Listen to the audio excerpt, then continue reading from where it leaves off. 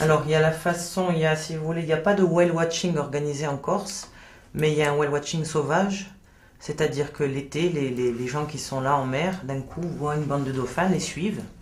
Alors déjà, il y a une façon de les approcher, donc il vaut mieux arriver sur le côté, pas les déranger s'ils sont en train de chasser, s'il y a des petits.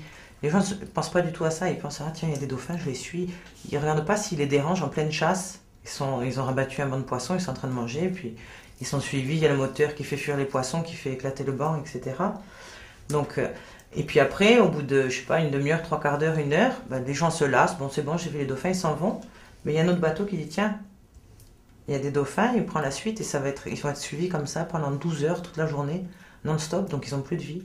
Voilà, sur les échouages, sur les animaux morts, ça peut sembler paradoxal, mais surtout j'insiste lourdement de ne jamais toucher l'animal. Parce qu'il y a beaucoup de gens qui touchent les cadavres, c'est bizarre, ça ne me viendrait pas à l'idée, mais sans protection. Et en fait, on ne sait pas de quoi est mort l'animal. Il y a des maladies qui sont transmissibles à l'homme, et là, ça peut être terrible. Et souvent, tiens, je n'en ai pas parlé tout à l'heure, quand il y a des individus qui arrivent échoués vivants.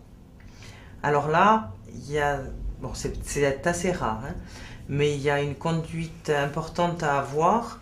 D'abord, éloigner les gens, parce que imaginez-vous à moitié noyé, entouré de bestiaux qui ne sont pas comme vous et qui sont là à vous toucher, à vous crier autour. Donc déjà, le stress, très important, peut tuer l'animal. Ensuite, il faut savoir qu'il n'a pas d'ossature euh, en bas de son corps. Donc, il ne peut pas reposer sur son propre corps, il s'écrase par son propre poids, il s'écrase les poumons, le cœur.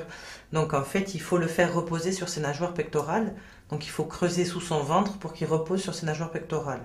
Et ensuite, il faut essayer de lui mettre un drap dessus et humidifier ce drap, et non pas jeter de l'eau, comme on a tendance à vouloir le faire directement sur l'animal. D'une, parce que la peau est très fine, elle cloque rapidement avec le soleil, donc le drap va le protéger. Et ensuite, il y a son évent, donc sa narine qui est en haut de la tête. Si on tire de l'eau au moment où il a les vents ouverts pour respirer, on le noie. On lui fait rentrer de l'eau dans les poumons.